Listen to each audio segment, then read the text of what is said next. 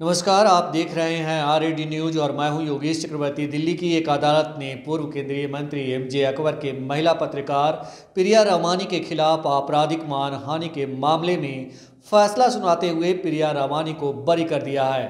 दिल्ली के additional chief metropolitan magistrate Ravindra Kumar Pandey ने दोनों पक्षों की मौजूदगी में एक ओपन कोर्ट में यह फैसला सुनाया। अदालत ने अपने फैसले में कहा कि यौन शोषण आत्मसम्मान और आत्मविश्वास को खत्म कर देता है। कोर्ट ने कहा, किसी व्यक्ति की प्रतिष्ठा की सुरक्षा किसी के सम्मान की कीमत पर नहीं की जा सकती है। इसके साथ ही कोर्ट ने अपने फैसले में साफ किया कि महिलाओं के पास दशकों बाद भी अपनी शिकायत रखने का अधिकार है। इसके साथ ही अदालत ने अपने फैसले में ये भी साफ साफ कहा कि सामाजिक प्रतिष्ठा वाला व्यक्ति भी यौन शोषण कर सकता है। जज रविंद्र कुमार पांडे ने कहा, ओपन कोर्ट में कहा कि समाज को समझना होगा कि यौन शोषण और उत्पीड़न का पीड़िता पर क्या असर होता है। हम आपको बताते चले कि पत्रकार प्रिया रमानी ने #MeToo अभियान के तहत दावा किया था कि MJ अकबर ने मुंबई के ओबेरॉय होटल में दिसंबर 1993 में नौकरी के लिए इंटरव्यू के दौरान उनका यौन शोषण किया। उनके इस आरोप के बाद MJ अकबर ने दावा किया था कि उन्होंने होटल में प्रिया रमानी से कोई मुलाकात ही नहीं की। रमानी की वकील रेबिका जॉन ने कोर्ट से मांग की थी कि उनकी मुवक्किल को इस मामले में बरी कर दिया जाए।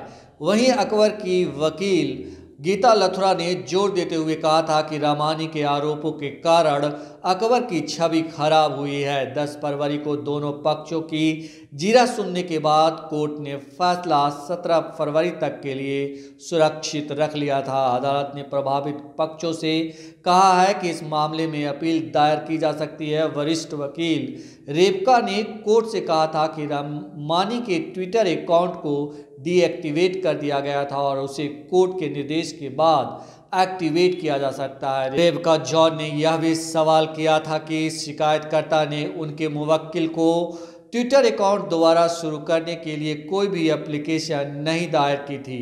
वहीं वरिष्ठ वकील लथुरा ने कहा था कि अगर रमानी ने कई सालों के बाद एक मानहानि वाला बयान दिया था तो यह उनकी जिम्मेदारी थी कि वो सच साबित करे। जीरा के दौरान अंतिम तर्क देते हुए MJ अकबर ने पत्रकार प्रिया रमानी से सवाल किया कि उन्होंने मानहानि मामले में अपना ट्विटर अकाउंट डिलीट करके सबूत नष्ट किया, जो कि एक आपराधिक काम है। अब हम आपको बताते हैं क्या है ये पूरा मामला। दरअसल #MeToo अभियान के तहत 20 महिला पत्रकारों ने अकबर पर यौन उत्पीड़न के आरोप लगाए थे।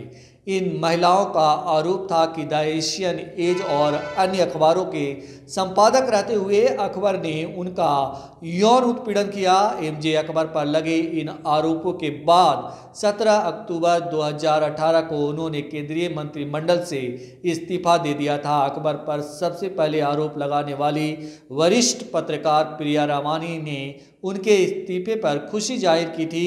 प्रिया रमानी ने ट्वीट किया था, अकबर के इस्तीफे से हमारे आरोप सही साबित हुए हैं। हमें अब उस दिन का इंतजार है जब हमें कोर्ट में न्याय मिलेगा। सबसे पहले MJ अकबर का नाम प्रिया रमानी ने ही लिया था।